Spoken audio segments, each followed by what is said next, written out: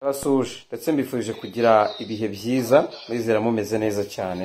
Hanyuma ubutumwa cyangwa ibintu ngiye kuvugira hano ngiye kuvuga cyane ni refera ku nkuru ziri kuvugwa hano mu myidagaduro.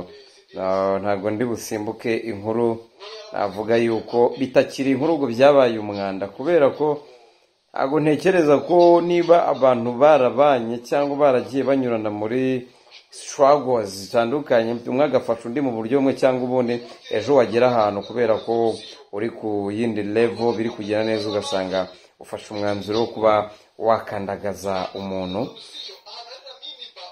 Ntekereza atari ikintu cyiza cyane.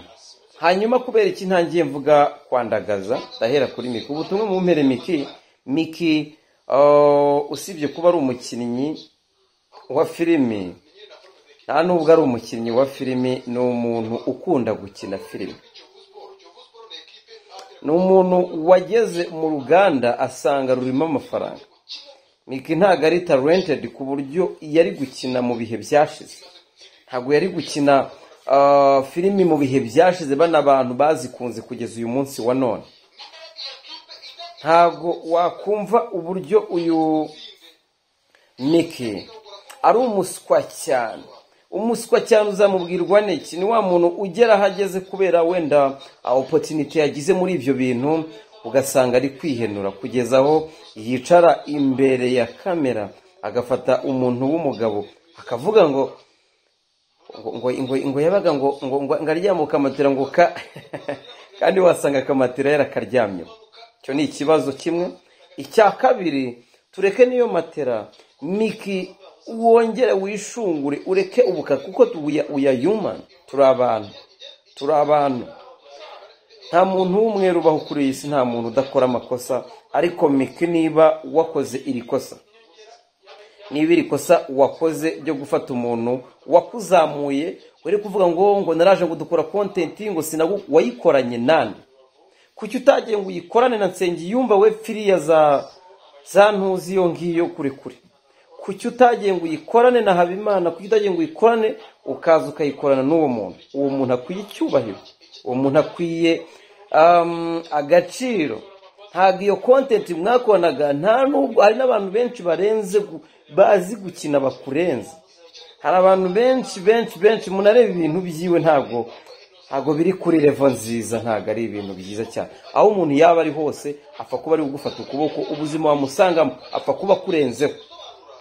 kuba akurenzeho. Ubwo buzima rero uba ugomba kumubara. Rero numva mpamya nasiganya ko uyu mukobwa bita Miki akwiye kunengwa by'umwihariko cyane. Iki ntabwo numva imbaraga zo gufata umuntu ukamusebya mu biganiro byawe byose ukajya umuzanamo. ari igihe urashaka kumva kuvuga akagira ati uyu muntu ni umuji wa captain. No ntabwo tuziranye, ariko hari igihe ureba ibintu ugashungura ukabona diska kavuga uti uyu muntu nta mutima agira, nta bumuntu agira, ntabwo afite ubumuntu, ntabwo ari umuntu wo kugirira neza. Ibyo ngibyo uri gukora uyu mutipe Captain Regis n'uwo mugabo washyushye ngo yakwandurwa agize ngo mwahuye gurya, nawe uzabimukora, nawe wabimukorera. Mva musore, genda gake bita aga promoter. Aga ari gukunda promoting ibiki nubwo ndamenye ibintu promoting ni ibiki promoting. Regis ko ya promotinze Miki, we ya promotinze ndi, cyo ni ibintu by'amafuti gusa unatamenye ibyari byo. Ko tuzi ba K John, tuzi ba Bob, ba DJ Bob, tuzi baji ba promoting imiziki. Ukabona what do you promote? Promoting ibiki man?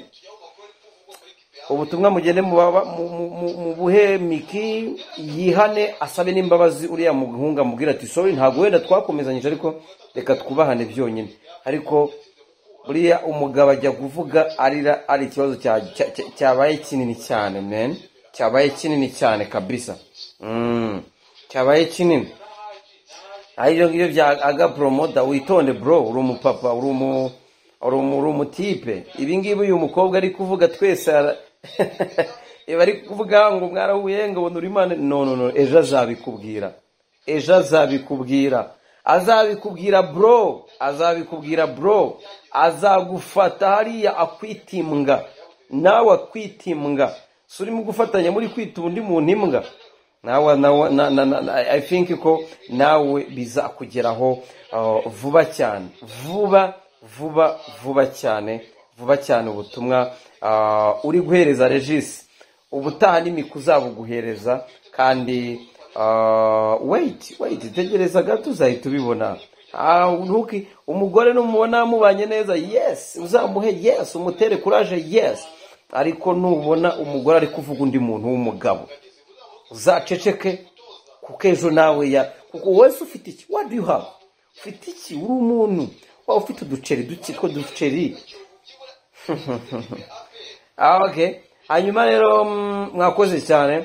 Hanyuma ubwo Miki rero no butumwa nakwiheraga, ushobora kuza kunsubiza cyangwa wenda ukitotomba utanansubije uvuga untuka, ariko ntabwo nta muntu wagushimye kabisa. No, you did a mistake. Wakoze amakosa akomeye cyane gufata umuntu wakweretse inzira, umuntu kufata ifi bayirwa gutya akabikwigisha, abarenze. Ntago ari umuntu wo gukinisha, ntago ari umuntu wo kujya mu bantu ngo umuserereze. Nyuma ushobora guhura n'undi muntu akagenda kuri rwa rwego bagukoreye. Reshishi nta kintu yakoze, promoter wa promotinze. Twagiye dupromotinga abantu bro bakazamuka, bari nk'abahanzi, twagiye dupromotinga tugakina, ejo abandi bakabafata. Ariko uyu munsi umuntu asubira akabwira ati indirimbo yanjye warayikinnye, uyihagurikiye abantu barayumva, ariko uyu munsi ndaha, nubwo abantu batabizi akagushimira. Ntago dukena, ariko nta n'ikintu wigize promotinga usibye kunyine bari bakeneye umugabo.